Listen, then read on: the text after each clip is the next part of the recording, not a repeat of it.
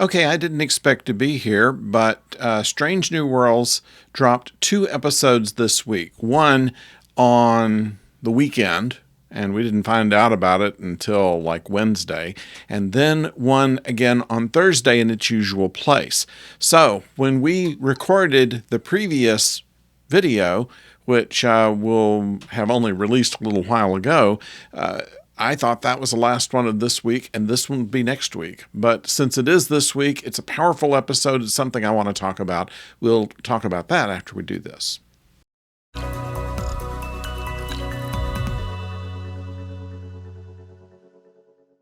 Hello out there, I'm the oldest nerd. I didn't think that this series could get any better than I've seen so far, and I think that this is the most powerful episode they've ever done.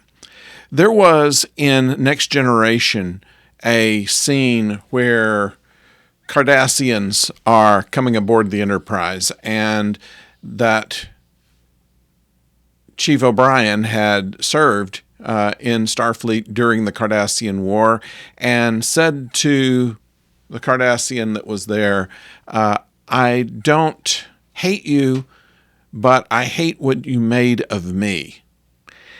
And take that idea and in this episode include flashbacks. That's what I saw in this particular episode, and it was powerful. We have a little bit more backstory of M'Benga and Chapel that had worked together before. They suggested this when they had taken this compound that caused them to go crazy and fight like nobody could. Apparently, it was something that M'Benga had actually developed himself. There were some rumors of it being around during this part of the Klingon War. And how it's used is of interest here. Chapel and M'Benga had joined Starfleet so that they could help others, and that is where they were. It was a field hospital, and the midst of battle, people are beaming in and immediately being triaged and sent to whatever can be done. They didn't have all the equipment they needed in order to heal everybody. Some people were stored in transporter buffers until they could transport them to some place with better facilities, and they helped who they could and had to send them back into the battlefield. And we've seen some of this in a lighter vein in MASH in the TV series, although there were some more serious elements to that.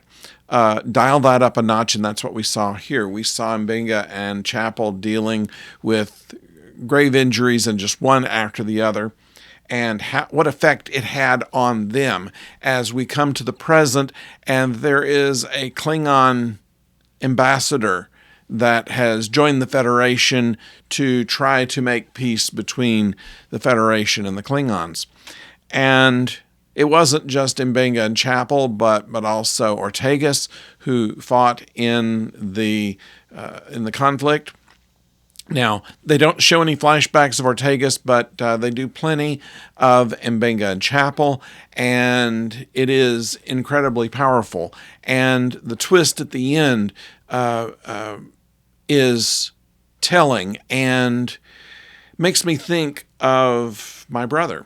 My brother is some years older than I am, and he was stationed in Vietnam in 1968. He was in the Navy and on the base on land. And he doesn't talk about that. I mean, he gives a little bit of idea of what it was like to be there, but did not talk about what conflict that he was involved in. It just does not come up. It is not something he wants to talk about. And you see a little bit of that in Chapel here. Don't try to get me to talk about it. I've lived this. I can't tell you what it was like. You can't possibly understand what I went through, what I go through, and I simply do not want to talk about it. I've never seen anything on television or on streaming that has done that. And I have to give the highest marks I've ever given to any Star Trek episode to this one. If there's only one that you want to see this one. Of course, if you like what you see, and I hope that you do, I hope that you'll like us and subscribe to the channel if you've not done so. I'd like to know what you think about this episode and any stories you'd like to share. That is in the comments below. But in the meantime, we will have next week, as a matter of fact, it's going to be a musical. Nobody but Buffy the Vampire Slayer has ever taken a weekly series and done a musical episode, but they're going to do that here. So it should be interesting, and perhaps another comedy to balance out the extreme drama of this one.